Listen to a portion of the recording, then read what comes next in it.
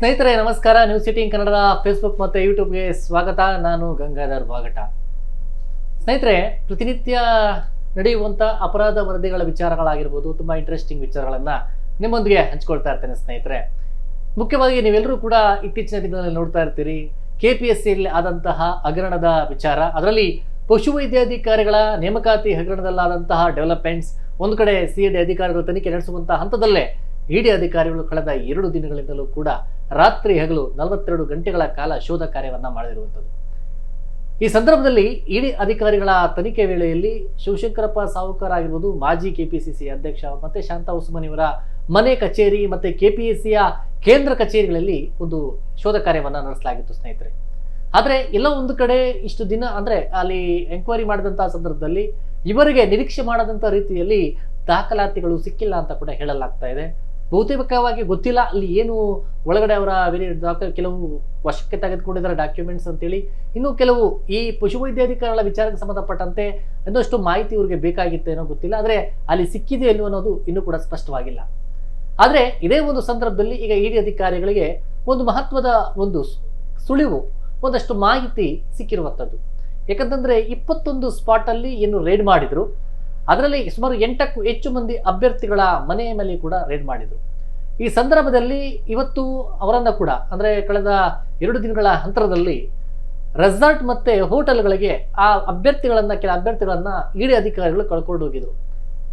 ಅಲ್ಲ, ಇವ್ರು ರೇಡ್ ಮಾಡುವಂಥದ್ದು ಓಕೆ, ಅಲ್ಲಿ ಎಂಕ್ವೈರಿ ಮಾಡುವಂಥದ್ದು ಓಕೆ, ಈ ಅಭ್ಯರ್ಥಿಗಳನ್ನ ಯಾಕಪ್ಪ ರೆಸಾರ್ಟ್ಗೆ ಕರ್ಕೊಂಡೋದ್ರು, ಹೋಟೆಲ್ ಕರ್ಕೊಂಡೋದ್ರು ಅಂತೇಳಿ ನಿಮಗೆ ಡೌಟ್ ಬರುವಂಥದ್ದು ಕಾಮನ್. ಅದಕ್ಕೂ ಕಾರಣ ಇದೆ ಸ್ನೇಹಿತರೆ. ಏನಂತಂದ್ರೆ ಎಕ್ಸಾಮ್ ಅಂದ್ರೆ ಪಶುವೈದ್ಯಾಧಿಕಾರಿಗಳ ಎಕ್ಸಾಮ್ಗೂ ಮೊದಲು ದಿನ, ಅಂದ್ರೆ ಯಾಕಂದ್ರೆ ಇದು ವಿಧಾನಸೌಧ ಸ್ಟೇಷನಲ್ಲಿ ಇದೇ ಆರೋಪದ ಮೇಲೆ ಒಂದು FIR ಕೂಡ ದಾಖಲಾಗಿತ್ತು. ಎಕ್ಸಾಮ್ಗೂ ಮುನ್ನ ದಿನ ಇವರು ಕೆಲ ಅಭ್ಯರ್ಥಿಗಳಿದ್ದಾರೆ, ಕೆಲ ಅಭ್ಯರ್ಥಿಗಳು ಅವರ ಮೊಬೈಲ್ ಫೋನ್ಗಳನ್ನ ಸ್ವಿಚ್ ಆಫ್ ಮಾಡಿದ್ರು. ಮೊಬೈಲ್ ಫೋನ್ಗಳನ್ನ ಸ್ವಿಚ್ ಆಫ್ ಮಾಡಿ ಕೆಲ ಮಧ್ಯವರ್ತಿಗಳ ಮೂಲಕವಾಗಿ ಇವರು ಕಾರುಗಳಲ್ಲಿ ರೆಸಾರ್ಟ್ಗೆ ಹೋಗಿ ಅಲ್ಲಿ ಪ್ರಶ್ನೆ ಪತ್ರಿಕೆಯ ರೀತಿ ಯಾವ ರೀತಿ ಉತ್ತರವನ್ನ ನಾವು ಕೊಡಬೇಕು, ಬರಿಬೇಕು, ಮತ್ತೆ OMR ಶೀಟ್ ತಿದ್ದುಪಡಿಯ ವಿಚಾರ ಹೇಗಿರುತ್ತೆ, ಪ್ರಶ್ನೆ ಪತ್ರಿಕೆಗಳಲ್ಲಿ ಏನೆಲ್ಲ ಉತ್ತರಗಳಿರುತ್ತೆ, ಅದು 1 to ಇದರಲ್ಲಿ ಯಾವ ರೀತಿ ಕ್ವಶನ್ ಮಾಡಬೇಕು, ಯಾವುದನ್ನ ಹಾಗೆ ಬಿಡಬೇಕು, ಇವೆಲ್ಲವನ್ನ ಕೂಡ ಅಲ್ಲಿ ತರಬೇತಿ ಕೊಟ್ಟಿದ್ರು ಅಂತ ಕೂಡ ಹೇಳಲಾಗ್ತಾ ಇದೆ. ಆ ಬಗ್ಗೆ ಮಾಹಿತಿ ಸಿಕ್ಕಿದ್ದು ಈ FIR ಆಧಾರಿತವಾಗಿ ಒಂದಷ್ಟು ಮಾಹಿತಿಯನ್ನ ಕಲೆ ಹಾಕಿರುವಂತ ಅಧಿಕಾರಿಗಳು ಅವರನ್ನ ಅಲ್ಲಿಗೆ ಕರ್ಕೊಂಡೋಗಿ, ಖುದ್ದಾಗಿ ಯಾವ್ಯಾವ ರೆಸಾರ್ಟ್ಗೆ ಹೋಗಿದ್ರು ಇವರು, ಅಲ್ಲಿಗೆ ಇವರನ್ನ ಕರ್ಕೊಂಡೋಗಿ ಯಾವ ರೀತಿ ಇವರಿಗೆ ಟ್ರೈನಿಂಗ್ ಕೊಡಲಾಗಿತ್ತು ಅನ್ನೋದ್ರ ಬಗ್ಗೆ ಅವರಿಂದಲೇ ಒಂದು ಮಾಹಿತಿಯನ್ನ ಪಡೆಯುವಂತ ಕೆಲಸವನ್ನ ಇಡಿ ಅಧಿಕಾರಿಗಳು ಮಾಡಿದ್ದಾರೆ ಅಂತ ಕೂಡ ಹೇಳಲಾಗ್ತಾ ಇದೆ. ಜೊತೆಯಲ್ಲಿ ತಟ್ ಅಂತೇಳಿ ಅಲ್ಲೇ ಆ ಕ್ಷಣದಲ್ಲಿ 20 ಪ್ರಶ್ನೆಗಳನ್ನ ಕೊಟ್ಟು ನೀವು ಈಗಲೇ ಅದಕ್ಕೆ ಉತ್ತರವನ್ನ ಕೊಡಬೇಕು ಅಂತೇಳಿ ಅವ್ರಿಗೆ ಅಲ್ಲಿ ಸೂಚನೆ ಕೊಟ್ಟಿರುವಂತ ಒಂದು ಕೆಲಸ ಕೂಡ ಅಲ್ಲಿ ಇಡಿ ಅಧಿಕಾರಿಗಳು ಮಾಡಿದ್ದಾರೆ ಅಂತ. ಅದರಲ್ಲಿ ಮೊದಲನೇ ಪ್ರಶ್ನೆ ಪತ್ರಿಕೆಗೆ ಇವರು ಒಳ್ಳೆ ರೀತಿಯ ಮಾರ್ಕ್ಸ್ ಒಂದು ಉತ್ತರವನ್ನ ಕೊಟ್ಟು, 2ನೇ ಪತ್ರಿಕೆಗೆ ಸರಿಯಾಗಿ ರೆಸ್ಪಾನ್ಸ್ ಅಂದ್ರೆ ಉತ್ತರವನ್ನ ಕೊಟ್ಟಿಲ್ಲ ಅಂತ ಕೂಡ ಹೇಳಲಾಗ್ತಾ ಇದೆ.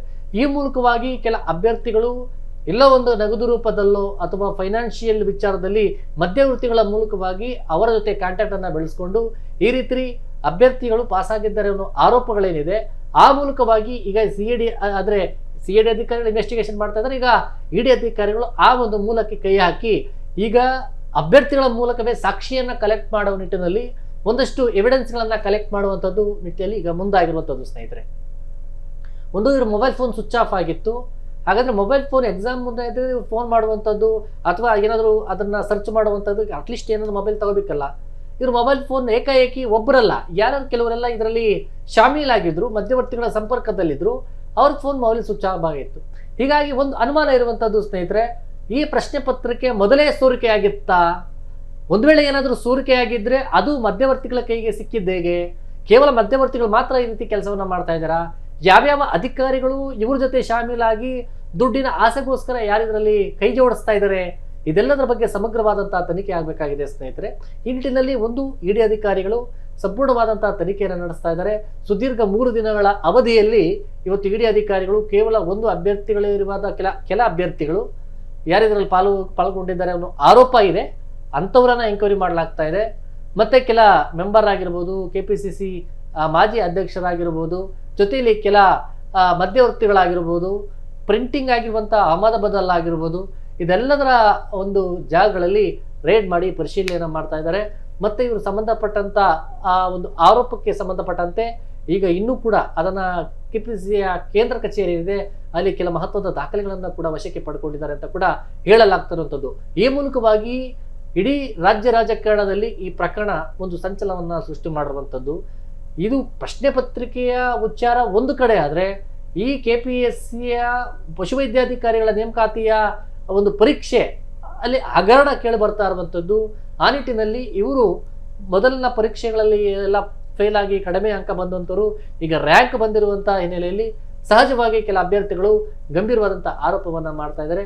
ಒಂದ್ ಕಡೆ CID ಅಧಿಕಾರಿಗಳ ತನಿಖೆ ಮಾಡ್ತಾ ಇರುವಂತಹ ಹಂತದಲ್ಲೇ ED ಅಧಿಕಾರಿಗಳು ದೊಡ್ಡ ಮಟ್ಟದ ಒಂದು ಮೆಗಾ ರೇಡ್ ಅನ್ನ ಮಾಡುವಂಥದ್ದು. ಇದನ್ನ ರಾಜ್ಯ ವಿದ್ಯಾರ್ಥಿಗಳ ಒಂದು ಸಂಘ ಏನಿದೆ ಅವರು ಕಂಪ್ಲೇಂಟ್ ಅನ್ನ ಕೊಟ್ಟಿದ್ರು ED ಮತ್ತೆ CBIಗೆ. ಈಗ ಒಂದು ಕಡೆ ರಾಜಕಾರಣಿಗಳು ಕೂಡ CBIಗೆ ಕೊಡಲೇಬೇಕು ಅಂತೇಳಿ ಒತ್ತಾಯವನ್ನ ಮಾಡ್ತಾ ಇದ್ದಾರೆ. ಬಟ್ ಸದ್ಯಕ್ಕೆ ಈಗ ED ಅಧಿಕಾರಿಗಳು ಇನ್ವೆಸ್ಟಿಗೇಷನ್ ಮಾಡ್ತಾ ಇರುವಂಥದ್ದು ಇದರ ಹಣ ಮೂಲ ಆಗಿರ್ಬೋದು, ಅಥವಾ ಈ ಒಂದು ಹಗರಣದ ಅಲ್ಲಿ ಯಾರು ಇದರ ಒಂದು ನೇತೃತ್ವವನ್ನ ವಹಿಸ್ಕೊಂಡಿದ್ರು, ಇದೆಲ್ಲದರ ಬಗ್ಗೆ ಸಮಗ್ರವಾದಂತಹ ಒಂದು ತನಿಖೆ ಆಗ್ಬೇಕಾಗಿದೆ. ತನಿಖೆ ಬಳಿಕ ಇನ್ನಷ್ಟು ED ಬಲೆಗೆ ಈ ಕುಳಗಳು ಯಾರು ಇದರಲ್ಲಿ ಭಾಗಿಯಾಗಿದ್ದಾರೆ ಅವರು ಕೂಡ ಸಿಕ್ಕಿ ಬೀಳುವಂತಹ ಸಾಧ್ಯತೆಗಳು ಇದೆ. ಸದ್ಯಕ್ಕೆ ಈಗ ಇನ್ವೆಸ್ಟಿಗೇಷನ್ ಆಗ್ತಾ ಇದೆ. ಇದರ ಆರೋಪ ಪ್ರತ್ಯಾರೋಪಗಳಿದೆ. ಸ್ಪಷ್ಟವಾಗಿ ಅಧಿಕೃತವಾಗಿ ಇಂಥವರೇ ತಪ್ಪು ಮಾಡಿದರೆ, ಇದೇ ಮಾದರಿಯಲ್ಲಿ ಇದೇ ಆಯಾಮದಲ್ಲಿ ತಪ್ಪಾಗಿದೆ ಅನ್ನೋದು ರೀತಿಯಲ್ಲಿ ಸ್ಪಷ್ಟವಾದಂತಹ ಮಾಹಿತಿ ಇಲ್ಲ. ಅನುಮಾನ, ಶಂಕೆ ಆಧಾರಿತ ಮಾಹಿತಿಗಳ ಆಧಾರ ಮತ್ತೆ ಆರೋಪದ ಮೇಲೆ ಈಗ ಸದ್ಯಕ್ಕೆ ಇನ್ವೆಸ್ಟಿಗೇಷನ್ ನಡೀತಾ ಇದೆ ಸ್ನೇಹಿತರೆ. ಆ ನಿಟ್ಟಿನಲ್ಲಿ ಇನ್ವೆಸ್ಟಿಗೇಷನ್ ಬಳಿಕ ಒಂದಷ್ಟು ಮಾಹಿತಿ ಹೊರಬೀಳಬೇಕಾಗಿದೆ. ಮತ್ತೆ ಇದರ ಕಿಂಗ್ ಪಿನ್ಗಳು ಕೂಡ ಬಲೆಗೆ ಬೀಳುವಂತ ಸಾಧ್ಯತೆ ಇದೆ ಸ್ನೇಹಿತರೆ. ಈ ಮಾಹಿತಿ ನಿಮ್ಗೆ ಇಷ್ಟವಾಗಿದ್ದಲ್ಲಿ ನ್ಯೂಸ್18 ಕನ್ನಡ ಫೇಸ್ಬುಕ್ ಮತ್ತು ಯೂಟ್ಯೂಬ್ ಅನ್ನ ಸಬ್ಸ್ಕ್ರೈಬ್ ಮಾಡಿ ಮತ್ತೆ ಶೇರ್ ಮಾಡಿ. ಧನ್ಯವಾದ.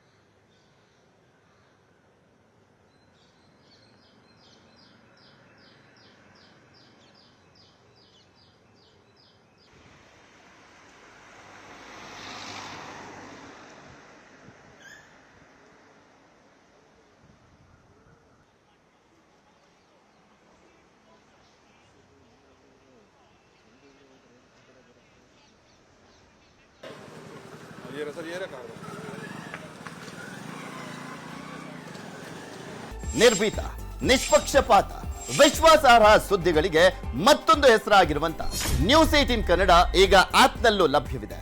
ದಯವಿಟ್ಟು ಇಲ್ಲಿರುವ QR ಕೋಡ್ ಅನ್ನ ಸ್ಕ್ಯಾನ್ ಮಾಡಿಕೊಂಡು ಆಪ್ ಅನ್ನ ಡೌನ್ಲೋಡ್ ಮಾಡೋದಕ್ಕೆ ಮರಿಬೇಡಿ. ನಿಮ್ಮ ಬೆಂಬಲ ಹೀಗೆ ಸದಾ ನಮ್ಮೊಂದಿಗಿರಲಿ. ಧನ್ಯವಾದ.